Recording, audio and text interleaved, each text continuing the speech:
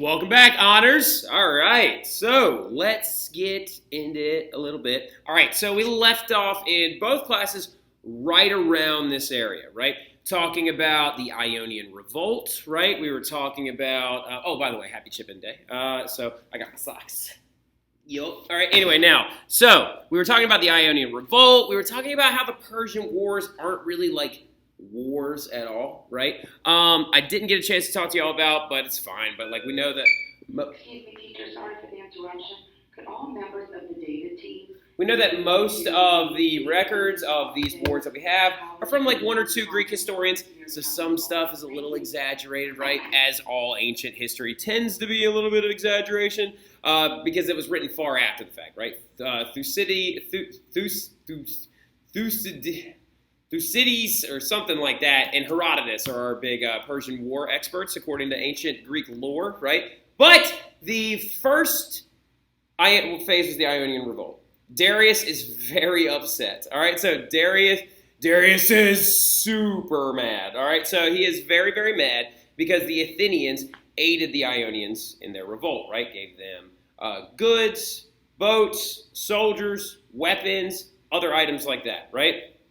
So the first Persian invasion's main cause is going to be because Darius wants revenge for the Athenian interference, right? He actually sends ambassadors out to all of the Greek city-states, telling them, hey, you have a chance right here. Surrender or try to go to war with the entire Persian Empire. And every single Greek city-state surrendered, except for Athens and Sparta, right? Athens and Sparta refused to surrender. So upon not surrendering, they also killed the ambassadors that came to carry that message. That's where the scene from 300 is, where it's like, this is Sparta. Even though, ironically enough, that was in the second Persian invasion, but we're not going to get involved in that right now. So anyway, but also another big thing about it is Darius is holding a grudge because one of his servants won't even let him forget it. All right, so because one of his servants used to come up to him every day and say, Master, remember the Athenians every single day. All right, so he's very, very upset. So he originally sends out like one large voyage, and here's the thing. So Darius is going to try to invade Greece, okay? And he's going to do this mostly through naval vessels, right? So ironically enough, he actually sent one out first, and then that one got caught in a storm, and most of the boats sank, right? So it did take him a little while to get organized, and then he goes through, and he takes over a couple of small like Greek city-states and things like that, brings them into the Persian Empire. So the Persians did have some gains. But the defining moment of the first Persian invasion was known as the Battle of Marathon, right? Now, Marathon is a place. It is above the shoreline, very, very close to Athens, right? It's about 26 miles outside of Athens.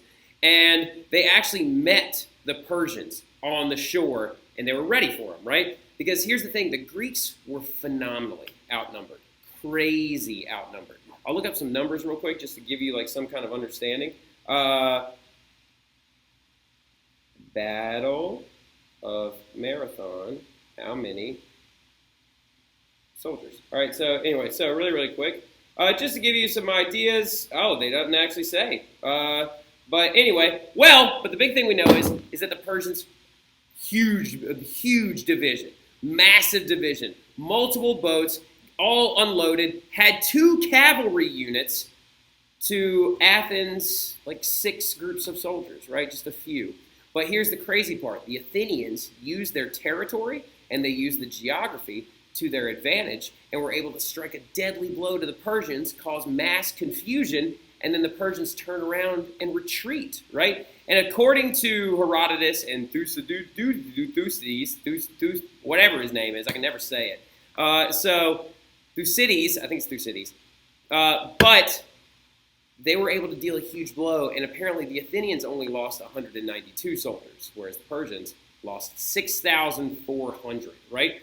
So a massive, deadly blow to the Persians. And they did it apparently like this. Apparently, like right here is actually an elevated area up on a hill, and down here is actually a little bit lower, closer to the shore. And as you can see, the Athenians picked this for a reason. Because over here we have a river, and then you can't actually flank them on this side. Over here's a swamp and another river. So the Persians were essentially trapped, right? They were trapped where they were, and the Greeks met them here, right? And so when they attacked, these two divisions started moving around the outside, and 2 divisions of Athenian soldiers just charged forward as fast as they possibly could to engage the Persians up front, and then quickly retreated to draw the Persians in closer. And then when they did this, they then surrounded them, right, causing mass confusion using their phalanx system and just slowly tightening their grip and crushing the Persians one by one until they all retreated and ran back to their boats, right? So now it was a crazy huge victory, unprecedented in all of history, for a smaller group of soldiers like that to defeat a well-trained, gigantic army like the Persian one, right? Because the Persians just did not lose wars because they just theoretically outnumbered everybody. But you're doing something dumb. You're fighting on Greece's home turf, right? So this guy, very, very famous individual though, this is Phidippides, right? Phidippides is going to be the man, according to legend, that carries the message of victory home to the Athenians. They send Phidippides and they're like, look, run back to Athens. Tell them that we have won. Tell them that we are victorious. So Phidippides runs 26.2 miles all the way back to Athens, which is the distance of a marathon, and which, Katie, yes, is the origin of the marathon race. The hardest distance race that I've ever heard of, anyway. I know that there's like triathletes and biathletes and this, that, and the other, but this one has a historical precedent because from ancient Greece, Phidippides apparently ran that message home, got all the way to marathon, and was like, rejoice, we have conquered. Nike, because Nike is the Greek embodiment for the gods of victory, right? It means victory of a god in Greece, right? So he said, Nike, and then he goes, kapow, and then he dies, right? So he dies on the spot after carrying the message home, right? Oh, Phidippides in the marathon, right? So absolutely crazy. Now, the first Persian invasion, though, is going to have a lot of results because you just sent the biggest army in the world running with their tail tucked between their legs, right? They're freaking out. They're like, ah. All right, so results, Greeks are going to build a bigger fleet. They realize that if the Persians return, you're going to need to be able to meet them in the water at some point, right? Because obviously they showed up with their boats and unloaded tons of soldiers. You need to be able to come in with something as well. So what they're going to do is they're going to build a fleet of faster ships that are much better prepared for war. And these ships are called triremes. T-R-I-R-E-M-E. Please put that down. I'm begging you. Now, anyway, so triremes, right? So a trireme vessel are these right here. And I'll zoom in on the one in a second. And Athens is also going to start communicating with a lot of the other city-states, asking to form an alliance, right? Because ironically enough, remember, everybody's a little salty at Athens because of their new little government shenanigans. That they're like, why are you letting this mob rule your blah, blah, blah? But Athens is growing rapidly while other ones are just kind of constantly afraid of slave revolt, i.e. Sparta. So anyway, Athens is going to ask for city-states to form an alliance, which is going to be one of the very first ever in Greek history, right? Now this is in 490 BC when this all goes down. So this right here, that's a trireme, right? Trireme, it doesn't look like much, but this thing was a terror in the waters, right? You saw one of these coming, you were like, all right, let's pack up and go home. Because it's known for, first of all, trireme, actually referring to the three rows of oars. As you can see, there are 3 separate rows of oars on the trireme that actually propel it very, very fast. Now, if you want to get fast and moving that fast and that quickly, there must be for some reason behind it, right? Big reason behind why you want to get moving so fast is this thing right here. That right there is a brass battering ram. Actually, they would row the boat into the other one to pop a hole in it and sink those vessels. They would also paint eyes on them to make them look scarier in the water. They would also launch arrows from them and use them to board other vessels. It's a very, very intense naval fleet. Right? So then you're going to get into the second Persian invasion, right? Not the third Persian War. I don't like to call them that. I know that you could probably go find multiple articles from a lot of history professors and old fuddies that are just like, and then the third Persian War. I don't think they're wars because there are no treaties. There are no like give and take. This is an invasion, right? So the second Persian invasion is going to go down in 480 BC, right? Because the Persians want revenge, but one Persian in particular by the name of Xerxes, right? So Xerxes, son of Darius I, decides he wants to pick up the slack where his father failed, right? Go ahead and jot his name down again because we talked about him last unit, right? Xerxes. He leads Persia during the second Persian War, and he thinks he's unstoppable, right? This is when he has the water whipped, right? Because I told you he was kind of nuts, right? He was like, I want to walk on water. He wanted to walk on water because he wanted to walk from Persia into Greece so he could walk in and take over their territory. because Xerxes is a little nuts. He decides that he's going to come after Athens, particularly by land and by sea. When the Athenians hear about this, they actually immediately hightail it out of there, and they run, right? They actually run away to a little island right here called Salamis, right? So as you can see, Athens is right here. They run away to this little island called Salamis, and they completely abandon their city, which is absolutely terrifying. But the Spartans realized that when the Athenians are running, they were like, all right, we got to step in.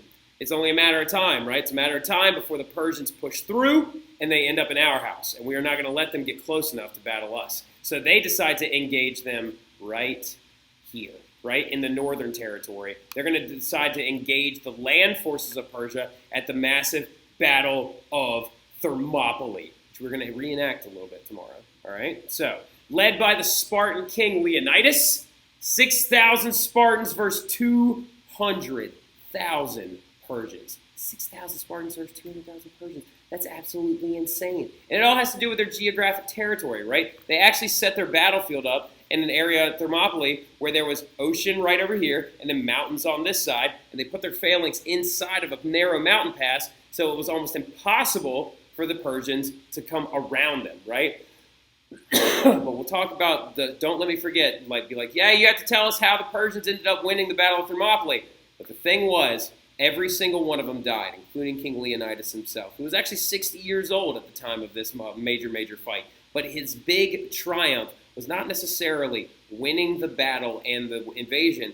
It was dealing such a deadly blow to the Persian military that it gave Athens enough time to organize their military and strike back, right? So the second Persian invasion was capped off by two last major battles. One of them, and the most important one, being the Strait of Salamis, right, which was a naval battle where the Persian fleet was sunk and forced to retreat because the Athenians lured them into an area of shallow water, right, and then they just rolled up on them and then surrounded them and eviscerated the Persian fleet because they couldn't move fast enough, right? So then there was the Battle of Plataea, which was about a year later, and the Persian forces are finally going to be defeated on land and sent packing. So not only did Darius fail to invade fail to invade Greece, but so did his son Xerxes. And the biggest results, the ultimate outcomes of the Persian Wars, are the fact that Athens is going to increase its status among the city-states, which no one is very happy about, right? So because Sparta has just used 6,000 of its soldiers to try and prevent this war from actually escalating and taking over their territory, whereas Athens is only losing small numbers during the entire time.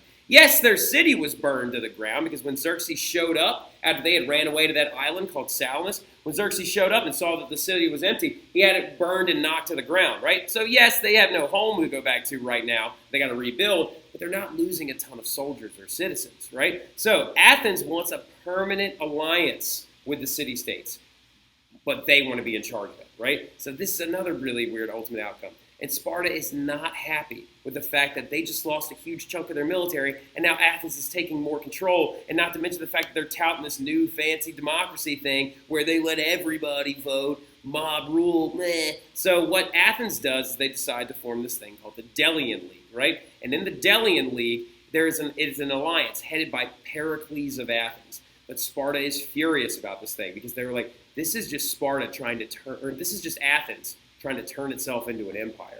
It's a moment of time before it's just a moment before they start trying to take over everything, right?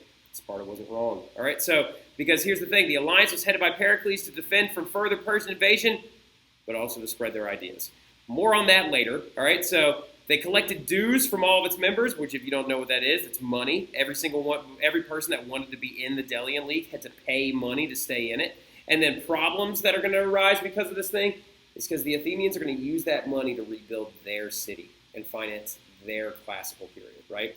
And they're only going to promote the democracy that they invented, which was already making a lot of other city-states furious, right? So that's it. That's where we're going to leave off. That's the Persian invasions and the Ionian revolt, right? Remember, it's just one invasion, two revolts. Or wait, no, one revolt, two invasions.